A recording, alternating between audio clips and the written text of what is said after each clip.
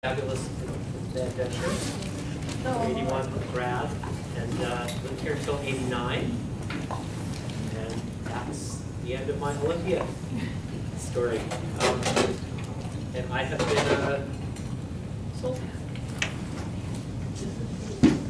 been a grassroots community organizer really since my first or second year at Evergreen, 76 or 77. I was a bit of an infamous political activist in the late 70s at Evergreen. And my focus has been social change work as a community organizer pretty much since college, since my first or second year at college here. And just very briefly, a bit about my political work history. So, you know, we're looking at something like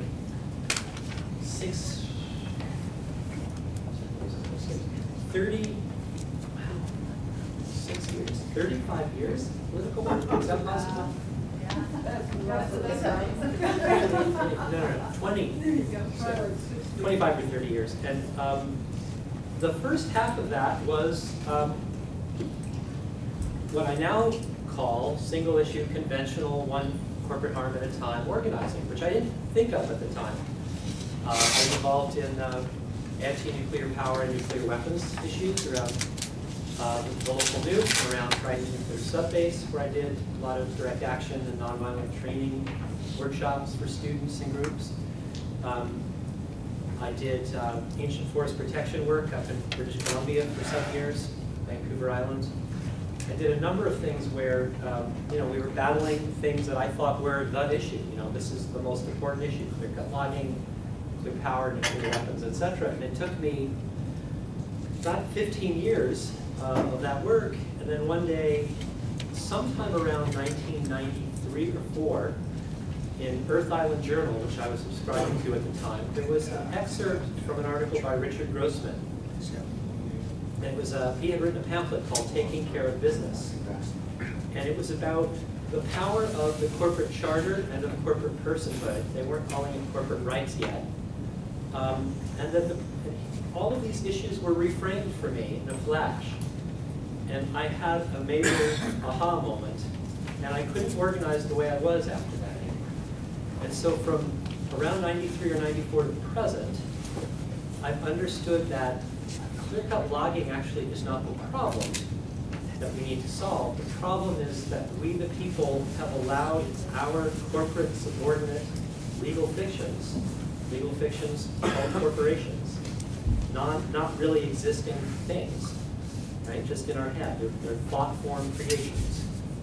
And we're allowing logging corporations to decide where to log, what to log, how to log, etc. We've given them decision-making authority.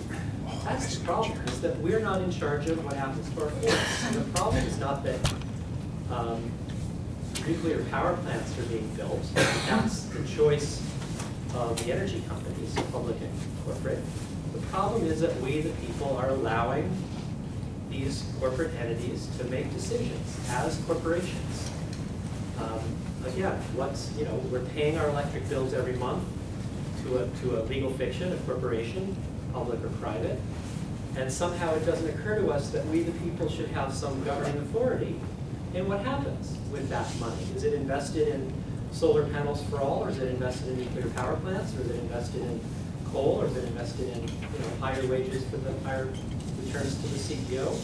That it was about power. It wasn't really about the issues at all. And I was just transformed by this analysis of this excerpt of this one article by Richard Grossman, who had founded just a year earlier the Program on Corporations, Law, and Democracy, or POCLAD for short. It's kind of a shadow of its original self, but it still has a website, poclad.org. And by the way, if you've heard of Richard Grossman, he died 3 days ago. So yeah, he died of cancer 3 days ago. And he is my primary teacher and mentor in this work, so that was kind of an intense thing for me. So I founded Democracy, basically, with this new awareness that the problem was really about power and rights. It wasn't about single issues. And how did it come to pass that we had gotten ourselves involved in all of this single issue activism? And some people are battling logging, and some are battling mining, and some are battling toxic waste, and some are battling sending jobs to China, and on and on and on. And we don't see the links. It's like there's an analysis that it all has to do with corporate power in some way, but we don't actually understand that the way that we're battling these issues is entirely through the regulatory arena of law. And we don't really understand that because that started in the 1880s in the United States, at a time of one of the largest democratic mass movements in American history, the populists, who were rising up in the 1870s, 80s, and 90s to try to stop the rise of corporate constitutional rights, to try to stop the rise of corporations being allowed to participate in the body politic, have a voice. And so there's a fascinating history that I'm going to get into in very kind of nugget form of the rise of corporate constitutional rights in the United States. The first half before the corporate personhood decision of 1886, which is why I tend to say that the frame needs to be abolishing corporate constitutional rights, not corporate personhood. Because we didn't start to have corporate personhood as a problem until the end of the 1800s, which is the corporate rights problem started in 1819. So I'll give a little bit of that history in the workshop.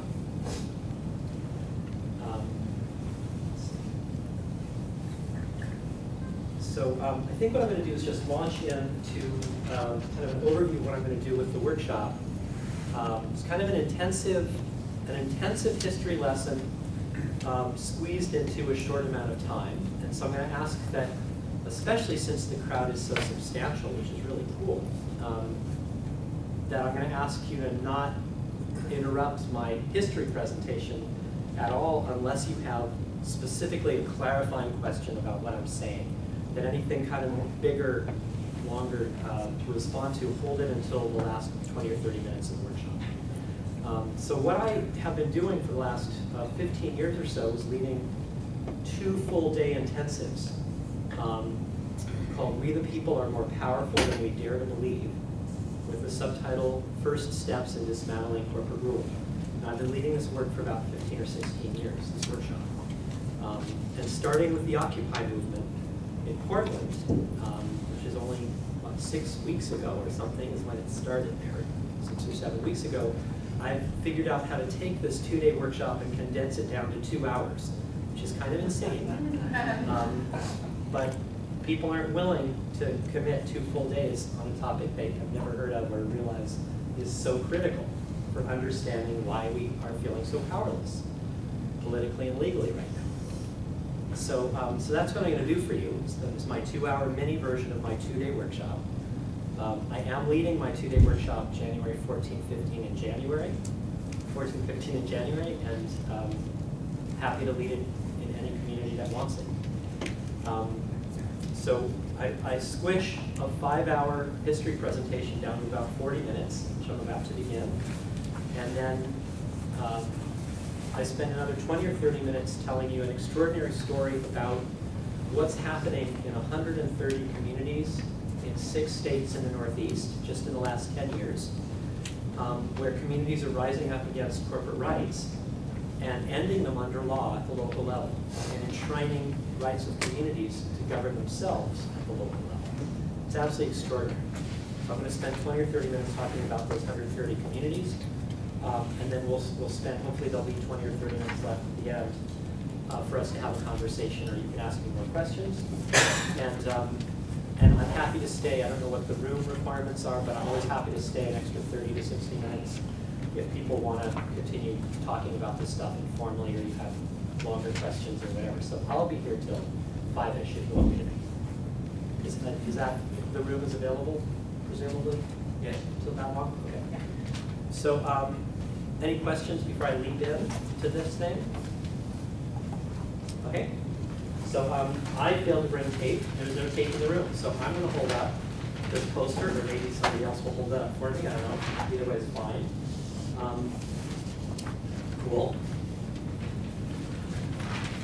It's the ends that make it happen. So this is the constitutional structure that's supposed to be in effect in the United States. So we the people, who were we the people after the American Revolution? White males. White males with Land. property, right? With a certain quantified amount of property, different in different states. So the King of England claimed sovereignty, that he held sovereignty, and he'd been handed that power by who? By God. Literally, he claimed that sovereignty was invested in him by God. And so one of the many things that kings do is they move their political and legal power as broadly as they can around the planet. And they've tended to do it through the form of the Crown Corporation. And so, you know, it was the East India Company in India that was the legal structure that ran the country. And by ran the country, I don't just mean did economic activity. It was the Crown Corporation chartered by the King of England that made laws, that executed people, that imprisoned people, right? The Crown Corporation was the structure of government. And he did the same thing in the United States. So pre-American Revolution, we had 13 colonies. And every one of those colonies either was a Crown Corporation chartered by the King or was run by a Crown Corporation chartered by the King. So we were a corporate state. That's what we were pre-American Revolution. I did not learn that in school. I bet you didn't either. But that's true. So, you know, the Virginia Company, post-American Revolution, is constitutionalized as the Commonwealth of Virginia, and so on, right? It was very, very direct. The corporation is taken as the dominant institution of oppression, right? It's what's running the colony, right? It's people have been chosen by the king and his minions to run Virginia, the colony, the corporation of Virginia. The American Revolution constitutionalizes that whole process, takes the corporation and makes it a legal subordinate. It's now a legal fiction that is subordinated under we the people, who again, we the people is really just 10% of us at this point. But that's still a huge step forward, as you can imagine, from nobody having personhood, right? Going from the king is sovereign to we the people, 10% of us are sovereign. You know, it looks pathetic from today's viewpoint, but it's actually a fairly significant step forward for democratization. Are you okay doing this for a few minutes, for a few more minutes? Okay. The American Revolution, to a large degree, is an anti-corporate rule revolution. I didn't learn that in school. It throws off the corporate structure, and it creates a system of checks and balances, legislative, executive, judicial, and the corporation continues to exist as an institution, but it is legally subordinated. And the founders placed the corporation as something that comes into existence out of nothing. It's created by state legislatures uniquely, one at a time. So just in terms of the original structure that was reality on the ground, we the people are the sovereign people. We have rights. All legitimate power rests here. We are the sovereign. We delegate responsibility to government. Government is understood to be subordinate and accountable to us. We give it authority. If we don't give it specific authorities, it doesn't have it. It has duties to us, responsibilities to us. It doesn't have rights. It's a legal fiction. Right? It's not sentient. Okay? One of the duties we give to state government through the legislatures is to charter corporations uniquely one at a time. The legislatures create a corporation out of thin air. They're legal fictions. They have privileges handed to them in their charter, not rights, yeah. They're legal fictions. They don't really exist.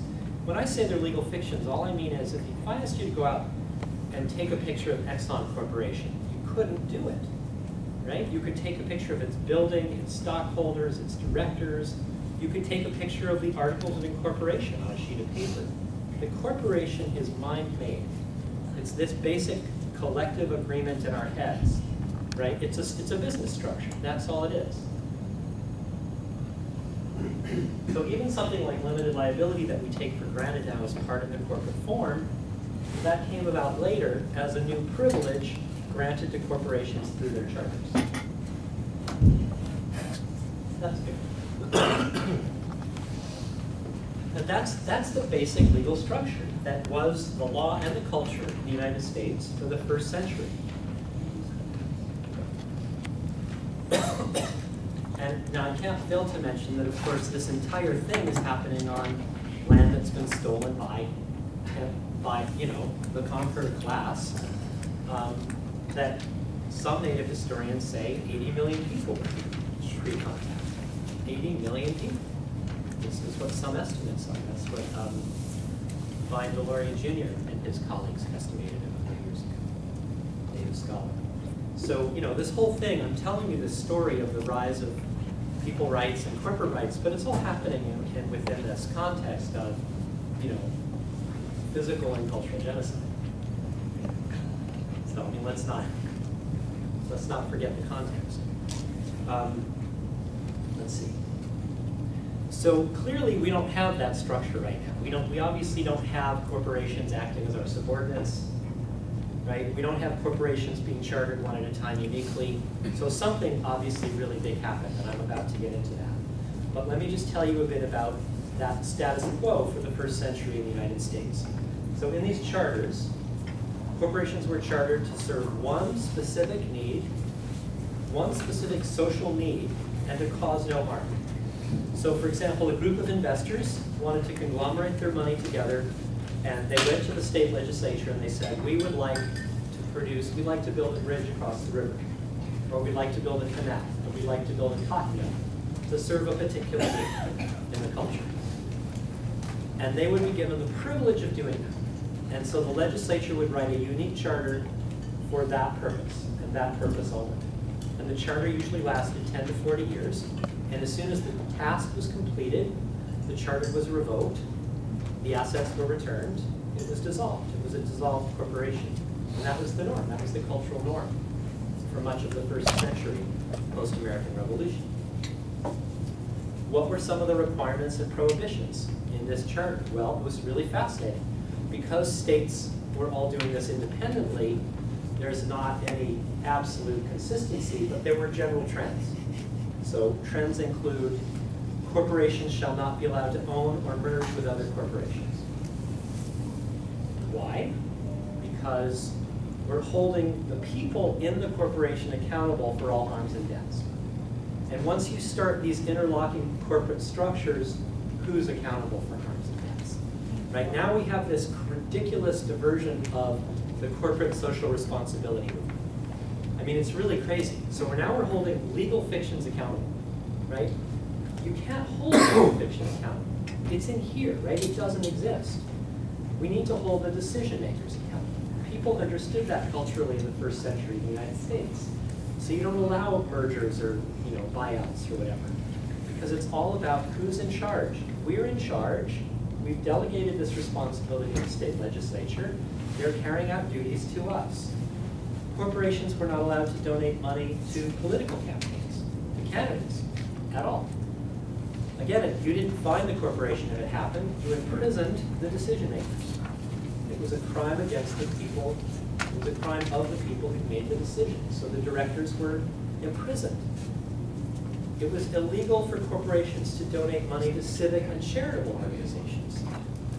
In some states, it was a felony. Now it's just a matter of normal doing business, right? And why is that? Well, it's because, again, we are the sovereign and they're our subordinates.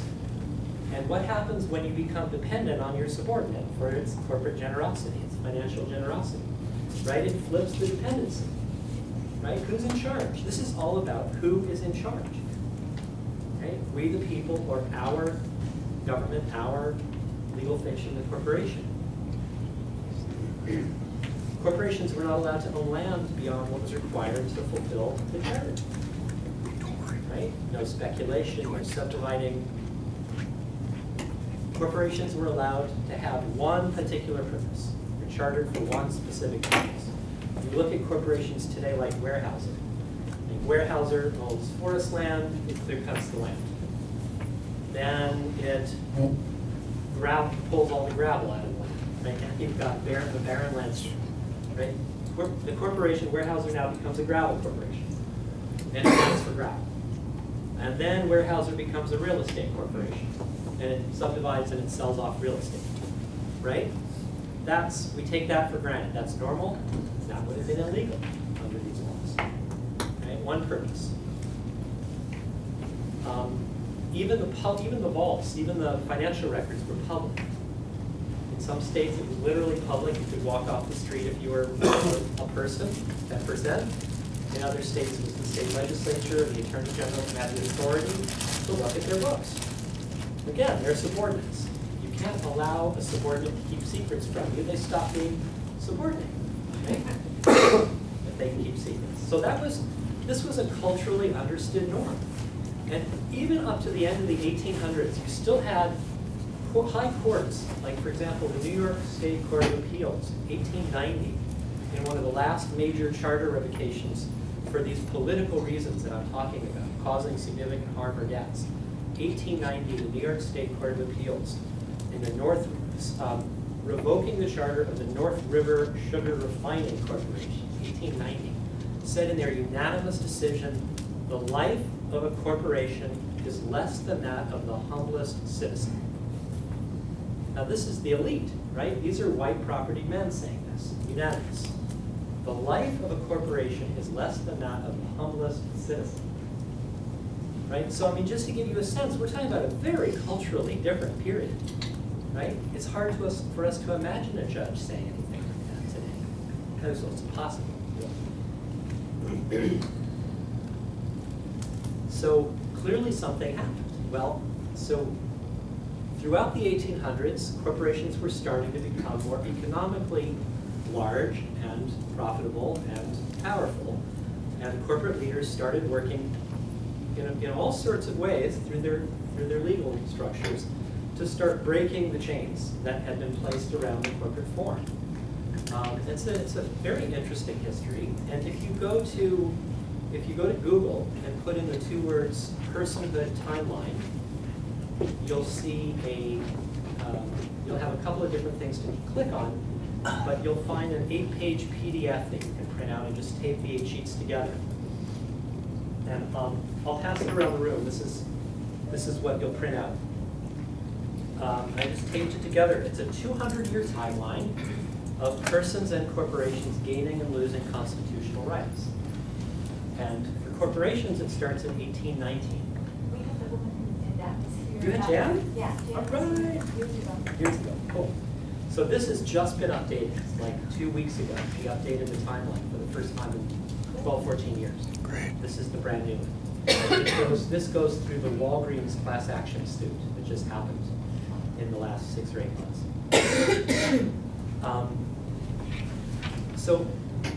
In my longer workshop, I spend a couple hours going through the timeline and talking about the significant moments in U.S. history when corporations won new constitutional rights. And I'm just going to pick 4 specific things that happened. 3 specific things that happened pre-corporate personhood win in 1886, which are mostly on the timeline. And I'm going to talk very briefly about some of the personhood stuff that came after 1886. And again, you'll see why it's important, why many of us in the community rights movement think it's really important that we not frame this as corporate personhood. And here's why. So 1819, not 90, but 1819. The Supreme Court made a decision which you can find if you go to Wikipedia. It's referred to these days as the Dartmouth decision of 1819. 3 or 4 years before 1819,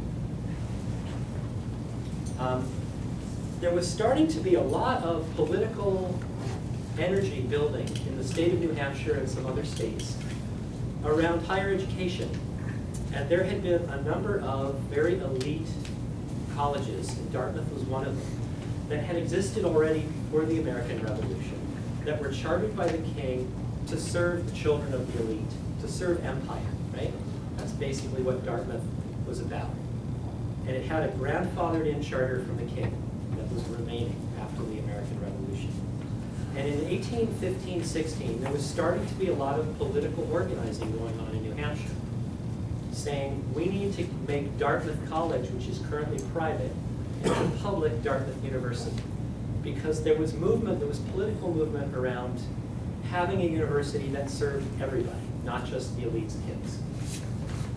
And so the state of New Hampshire, responding to that public cry, passed a law which seized chartering rights over Dartmouth College, chartered by the King, and turned it into public Dartmouth University, chartered by the state of New Hampshire.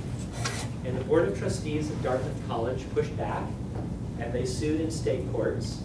And it went back and forth between state courts, and it went all the way to the Supreme Court. And 2 or 3 years later, in 1819, the US Supreme Court rules that the charter is a contract. What's a contract? It's an agreement. What else is it? Binding. Hmm? It's a binding agreement. It's binding. What else is it? Exchange. It's an exchange of goods and services. It could be. It's consensual. Between equals. Between equals. That's what a contract is under law. It's a contract, a consensual agreement between equals. Now, remember the structure, right? The state legislature offers the privilege to investors to give them the corporation as a legal form. Privilege, not a right. Okay? That's not a contract, right? That's not a legal contract between equals. That's the powerful saying to the subordinate, we're going to allow you into existence. The Supreme Court in 1819 found corporations in the Contracts Clause of the US Constitution. The Contracts Clause basically limits government interference in private contracts. It's a pretty short clause. So all of a sudden, as of 1819, a state legislature that has the authority uniquely to charter corporations is being told that once you charter a corporation, once the corporation has been chartered, the state legislature needs to keep its hands off because the charter is a contract between consenting equals. So that's the beginning of corporate constitutional rights. That something that was a subordinate institution is now starting to have rights of equality, right? The contract, the subordinate charter becomes a contract. Between who? The King of England and the trustees, right? Those are the agreeing parties. And so the state legislature starts to lose its authority in every state over the rechartering, over the changing of charters. So what happened shortly thereafter is other state legislatures started to pass new laws, and it was clearly that this was a big enough deal that even on the West Coast, where we didn't even have state legislatures yet in 1819, what you find is, like, for example, in the 1850s or 60s, I forget, in California, I don't know about this state, but pretty much the West Coast states, fairly soon after they were brought into existence, they had constitutional conventions, and they added a whole section into their constitutions called corporations. Does anyone know if you have that clause in your state constitution? I'd be amazed if you don't. But in California in the mid to late 1800s, that clause was added to the California state constitution, and it basically reserved the right of the state legislature to write and alter corporate charters in response to the 1819 decision of the Supreme Court. Fast forward a couple decades, now we're in the 1850s and 60s, and we were starting to have mass production of goods that were starting to challenge the dominance of the cottage industries providing goods. We started to have, for example, slaughterhouses were becoming something that was normal in the 1850s and 60s for the first time. And slaughterhouses produce this pretty disgusting, goopy stuff that we call offal, O-F-F-A-L. Awful. Okay. Awful. I'm sure offal was pretty awful, and slaughterhouses didn't really know what to do with it. It was just a lot of waste that had to be dealt with. And someone came up with a brilliant idea that you could process it and color it yellow and call it oleomargarine. And oleomargarine was invented in response to this waste product at slaughterhouses. And so mass manufacturing of an alternative to butter was beginning to be produced in the mid-1800s. And the people in Pennsylvania and some other states were really alarmed by a product which they considered dangerous, and they didn't want their butter manufacturers to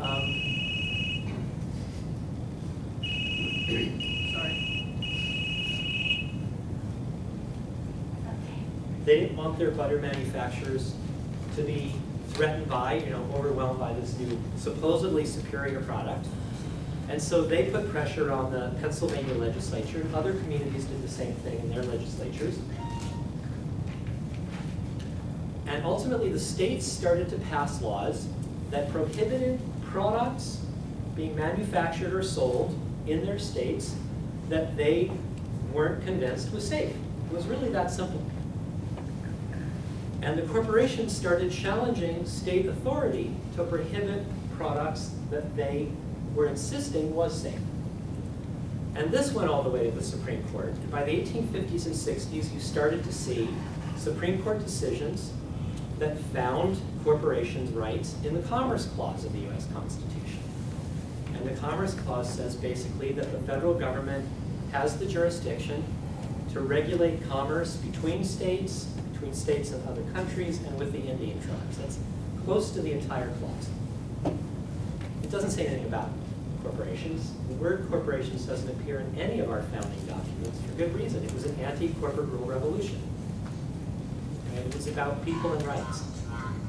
And it was about property. Obviously, that was one of the big rights in the corporation, was property.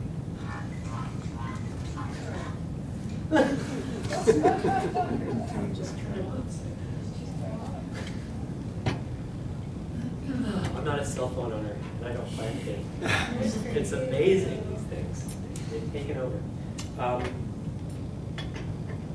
So the Supreme Court found corporate rights in the Commerce Clause of the United States Constitution, right? Corporate rights aren't in the Commerce Clause. They're not in any of the clauses. They're not in the Constitution. They're not in the Bill of Rights. So for the first time in the 1850s and 60s, in one court case after another one was Singer Sewing Machines. Singer Corporation was starting to outcompete local craft industry sewing machine products that were being built, through the crafts process, not through mass manufacturing. And people were saying, we don't want competition from this mass-produced machine. We want to support our local industries. Does this not sound familiar still? So case after case, states lose the right to protect their community's health and welfare from corporate interests. That's pretty much what happened through the Commerce Clause of the US Constitution in the 1850s and 60s. So if you think about what NAFTA is, what the WTO is, right? World Trade Organization, they have these extra-national, supranational, whatever they're called, bodies of unelected people. In some cases, we're not even allowed to know who they are. Like the WTO has World Trade Organization has a literally secret, ultimate arbiter tribunal. We don't even know who they are. And they have final authority over trade disputes between countries. And they're all about limiting the rights and the authorities of nation states to protect the health and welfare of their communities from commerce by corporations. That's really all trade treaties are. Trade treaties. That entire structure that we take for granted in global trade treaties originated in the mid-1800s when the Supreme Court found corporations in the Commerce Clause. That's the origin of our trade treaties. It came from here.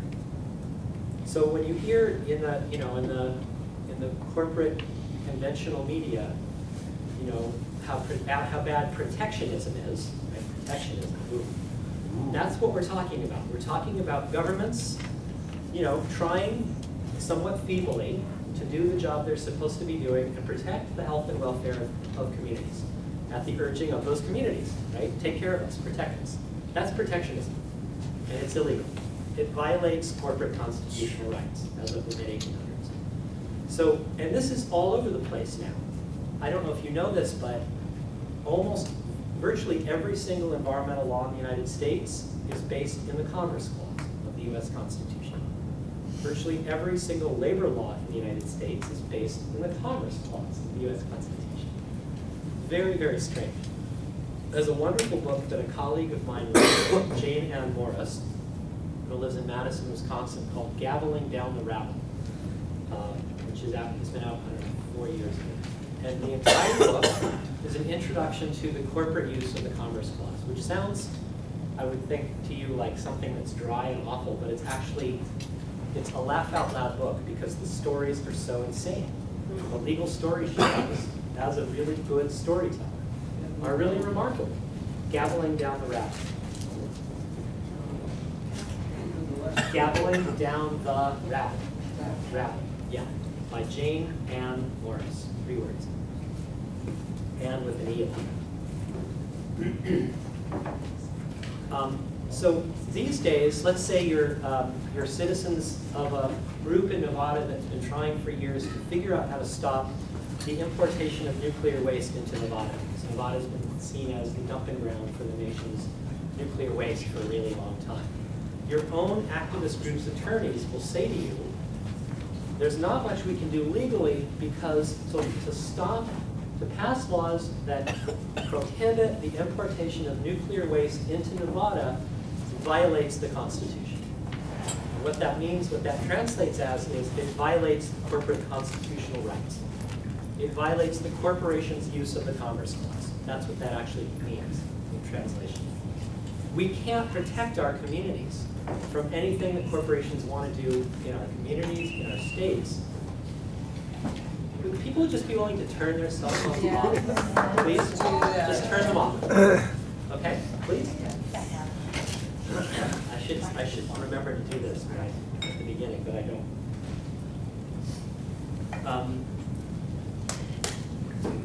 Let's see, yeah.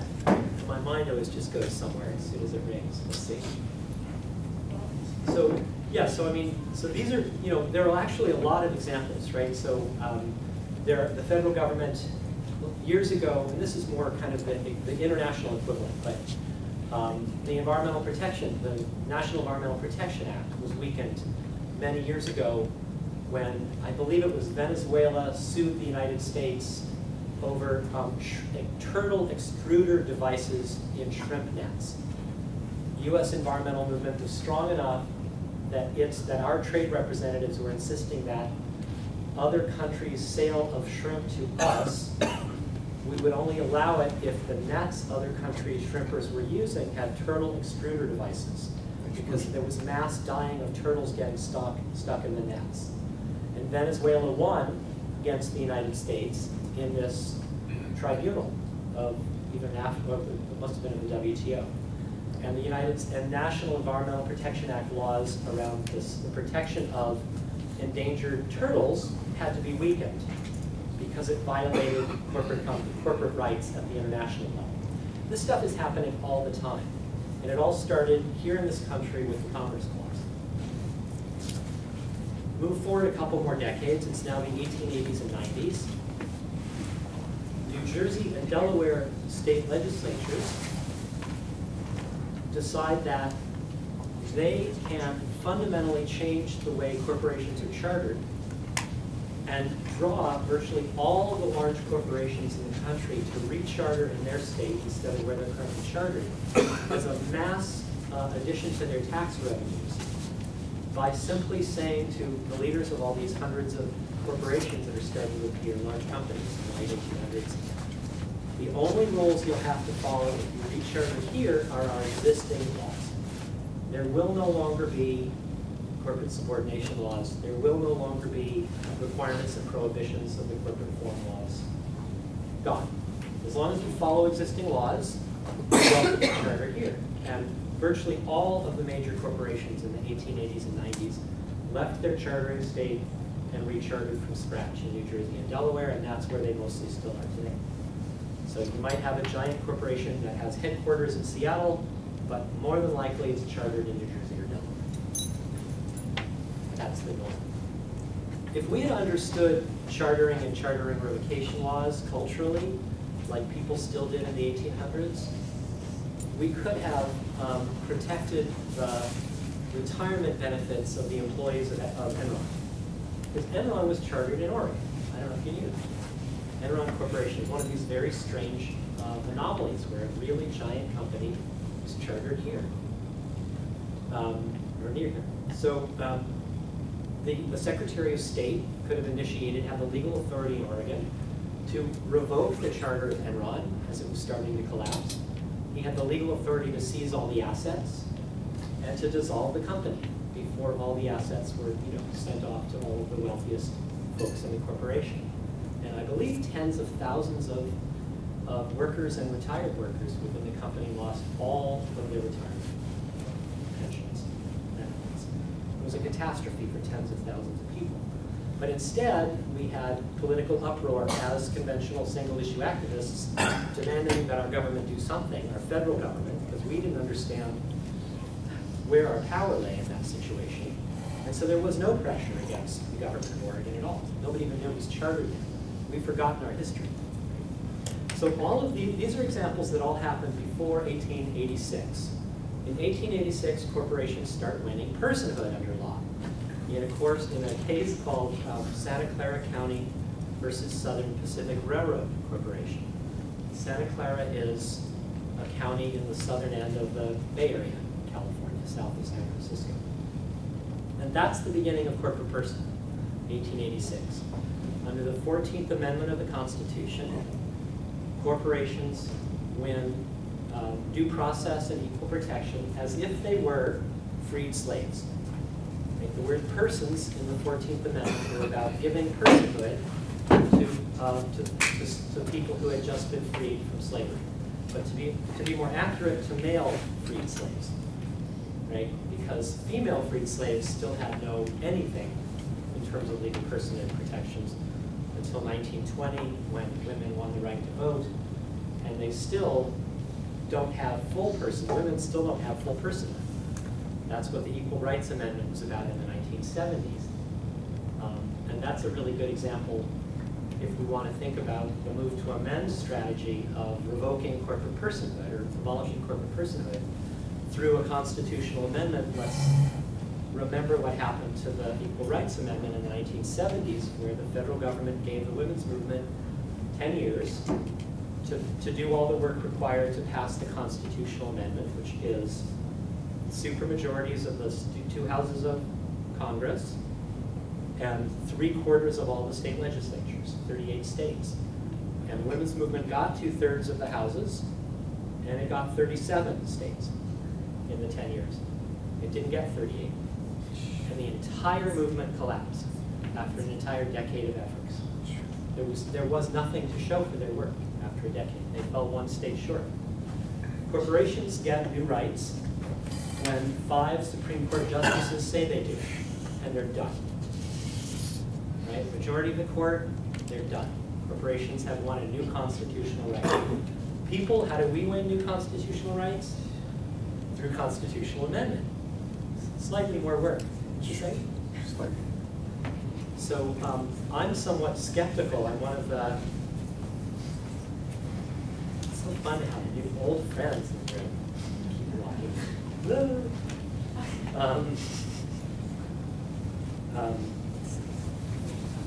Yeah, that's.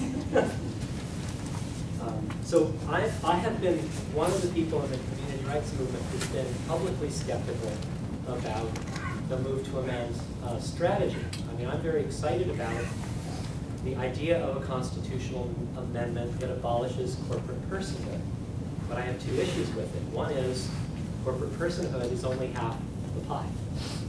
So let's go for the whole pie, and that just requires a reframing to corporate constitutional rights.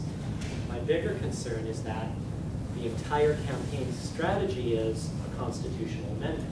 And if you think about it, what we have here is the requirement that a vast majority of state and federal elected representatives, most of whom got there through corporate donations, are going to turn around and vote against themselves getting reelected through corporate donations, you know, in supermajority at the federal and state level. And I just think that's a pretty scary possibility. And so to have that be our entire strategy to me seems pretty crazy, actually, as the entire strategy for the Move to Amend campaign.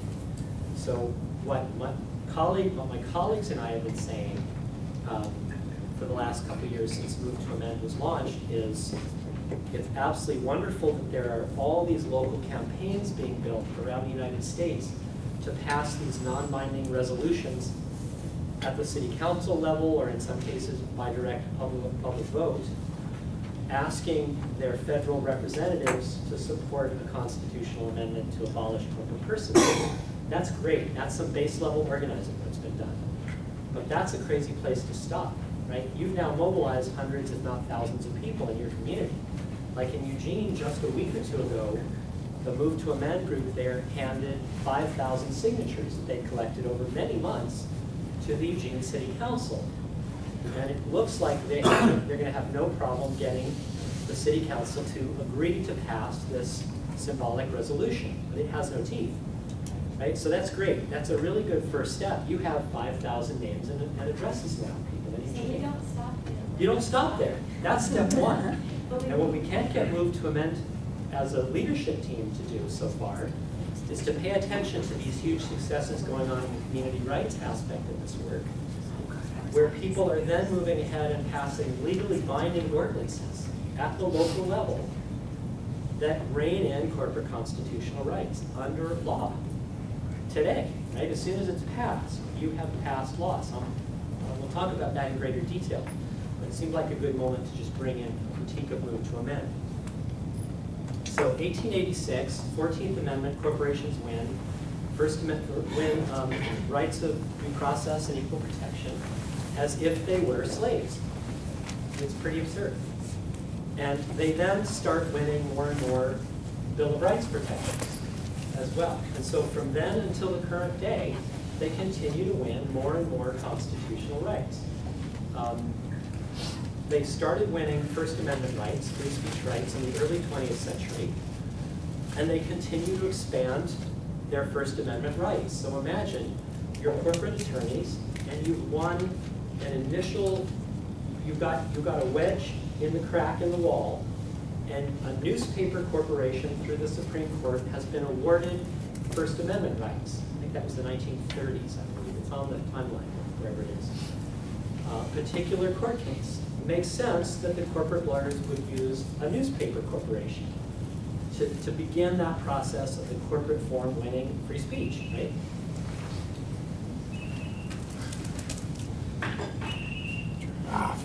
Anybody else is still on?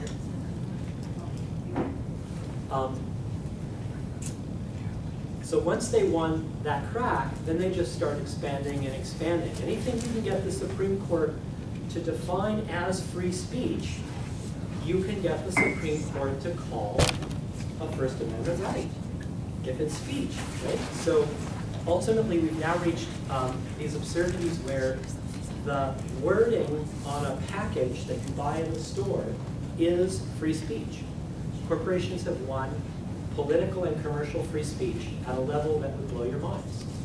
So the reason that that the states and the federal government don't require, let's say, dairy corporations that put bovine growth hormone in their product, the reason that those labels don't say, warning, milk contains bovine growth hormone, BGH, is because those corporations have won the right not to speak in the through the Supreme Court decisions.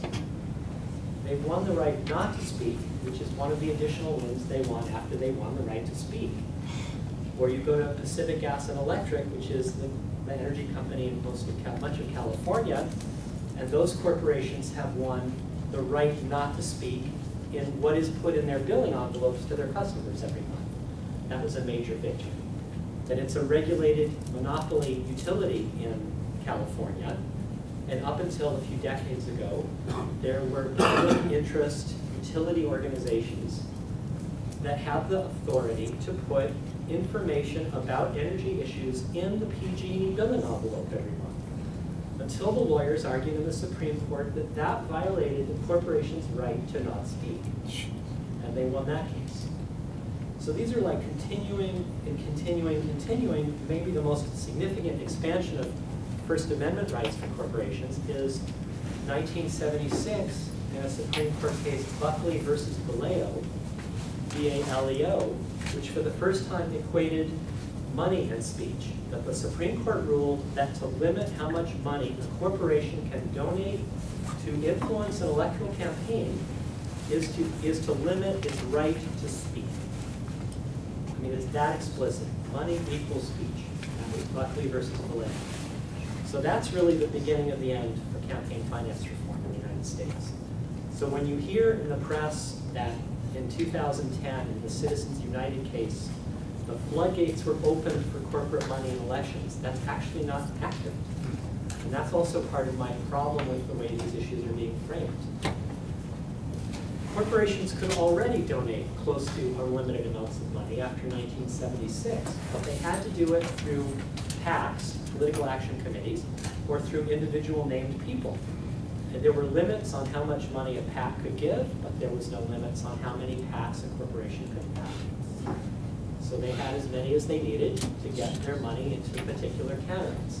Now the money comes right out of the general fund. But I think everybody in this room knows that we had a campaign finance crisis before 2010. I don't think anybody thinks that it started after January 2010. It's gotten worse. I call it the icing, the candle on the icing on the cake of corporate constitutional rights. It's another layer, or it's the latest layer on a multi-layer cake, right? But the crisis is building for 190 years, since 1819, okay?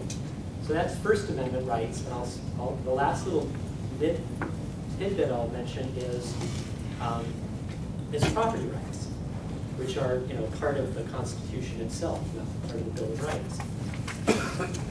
So initially, post-American Revolution, what is property in the United States? Well, it's really obvious. It's like the farm, the animals, the machines, whatever. It's not machines necessarily in 1819, late 1700s. It was later on, intellectual property started to be a really significant thing that there was law being developed around. And once you had intellectual property, there were legal terms that were getting split, and now we have tangible and intangible property. And land is tangible property, and ideas are intangible property. And so the corporate lawyers started to win more and more expansion of property rights. Anything they could get the Supreme Court to define as property, they want personhood rights of. So personhood rights of property by corporations now include things like the right of a corporation to protect the free flow of labor in and out of the factory gates, or in and out of the office. The right to protect the free flow of labor from interruption. So to a large degree, strikes or pickets by workers are prohibited. They violate the corporation's property rights. Primary strikes are legal to some degree. Secondary strikes are mostly illegal.